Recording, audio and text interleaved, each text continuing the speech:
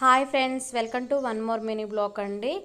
ఇప్పటివరకు మన ఛానల్లో రవ్వ లడ్డు అనేది పెట్టలేదండి, అందుకోసం అయితే పెడుతున్నాను. ఒక్కొక్కరు ఒక్కొక్కలాగా చేసుకుంటారు, ఎవరిష్టం వాళ్ళది. కాకపోతే ఇది నా స్టైల్లో నాకు నచ్చిన విధంగా అయితే నేను చేస్తున్నానండి.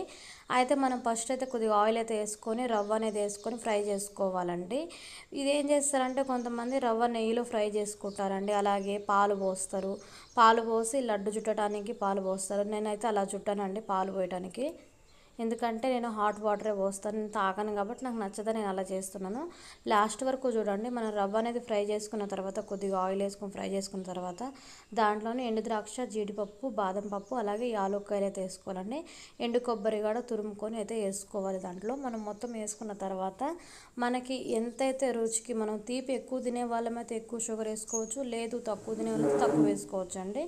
మేమైతే ఎక్కువ తింటాం కాబట్టి ఎక్కువ అయితే వేసుకున్నానండి. మొత్తం కలిపేసుకొని అలాగే మనం దీంట్లోకి మనం కాగబెట్టుకుని హాట్ వాటర్ అయితే పోసుకుంటూ కొంచెం కొంచెం పోసుకుంటూ కలుపుకోవాలండి.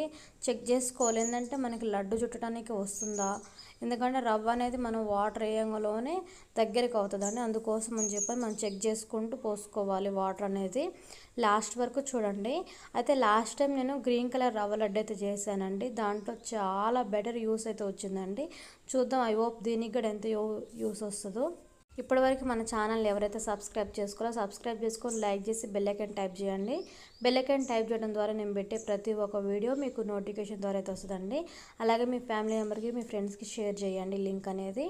ఇలా మనం లడ్డులో ఎలా అయితే చుట్టుకుంటామో అలా లడ్డు ప్రాసెస్ చుట్టుకునే విధంగా రావాలండి. మనం పోసుకునేటప్పుడు వాటర్ అనేది చూసుకుంటూ పోసుకోవాలి. ఇలా రవ్వ లడ్డులు అయితే చేస్తున్నానండి. అంటే ఇది నా బర్త్డేకి చేద్దాం అనుకున్నాం, కానీ కథ ముందు రోజే చేయాల్సి వచ్చిందండి. సరే చేద్దాంలే అని చెప్పానంటే 2 days ముందైతే చేసేసాము. ఏప్రిల్లోనే నాది మా చెల్లిది ఇద్దరిది బర్త్డేస్ ఉన్నాయి కాబట్టి ఏ ఒకటి చేస్తూనే ఉంటానండి. ఏప్రిల్లో ఎక్కువ, నార్మల్ టైంలో తక్కువ ఏం చేయను, మామూలుగానే చేస్తుంటా.